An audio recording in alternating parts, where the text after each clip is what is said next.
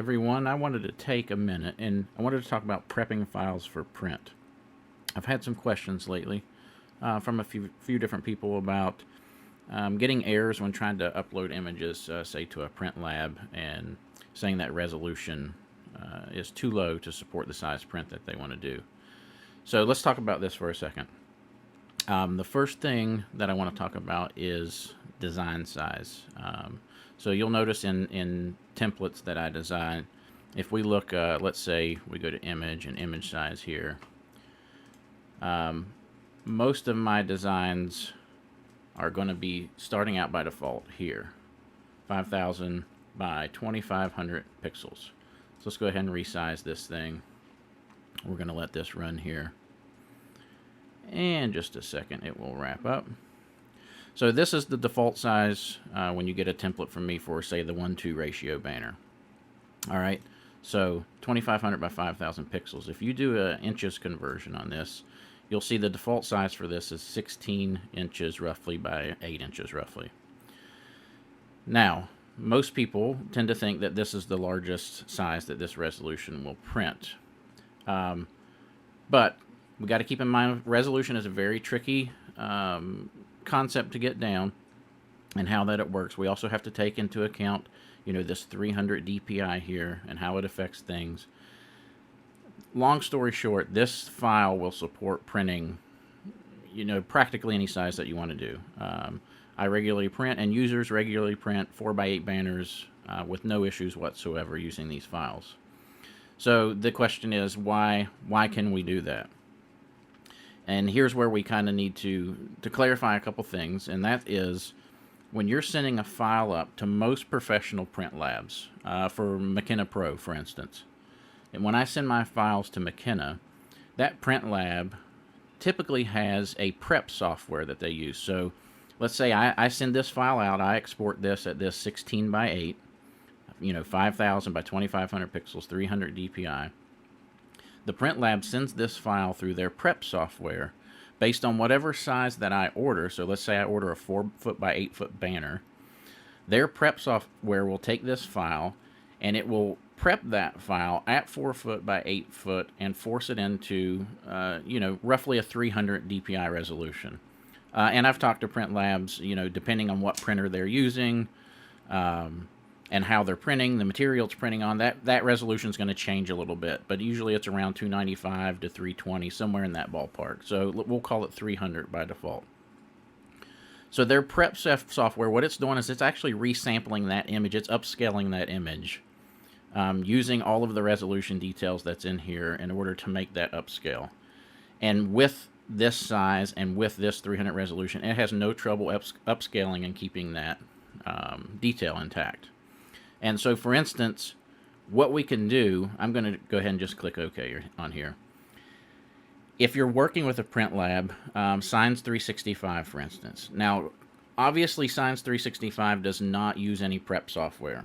That's the one company where I get most feedback that they're uploading a file and it's saying that, you need to upload the file at full resolution.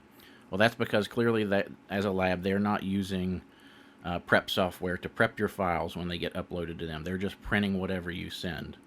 So if you're using a lab that maybe isn't using the more high-end professional software, here's what we want to do. We are going to simply flatten this image. So what you can do is you go up here to Layer and Flatten Image, and we're going to say OK. And this is, of course, when you're done with your design, save the file off, but when you're ready to send a file out for print, flatten it, and then go to Image, Image Size, and then just punch in the size that you want here. So if on the long side, you wanted that to be 72 inches, so we're making a 3x6 banner. We just want to ensure that resolution is left at 300, and we want to make sure that this resample box is checked and set to automatic. As long as we do that, you can see it's going to increase this pixel dimension up to 10,800 by 21,600 pixels. And we're going to click OK.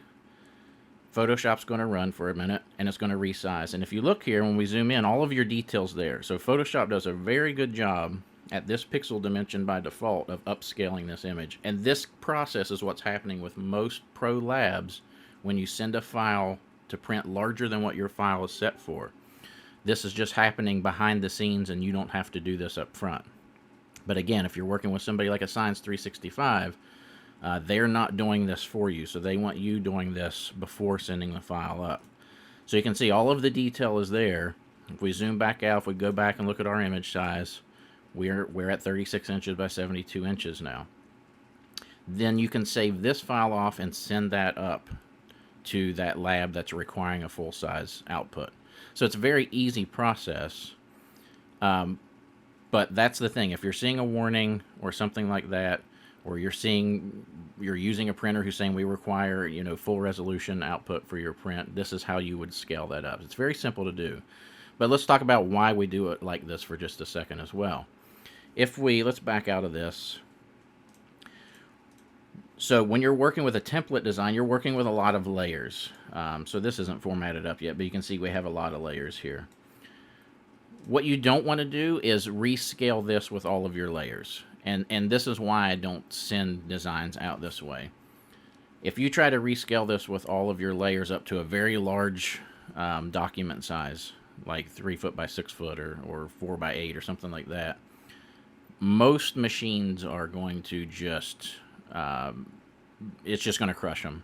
You're going to really have trouble processing that because you're using all these layers, you're increasing that document size. They're going to have very large files. So the question becomes, well, as designers, why don't we send designs out in these full size? Why don't we send them out as 4 by 8 banners and let people downsample?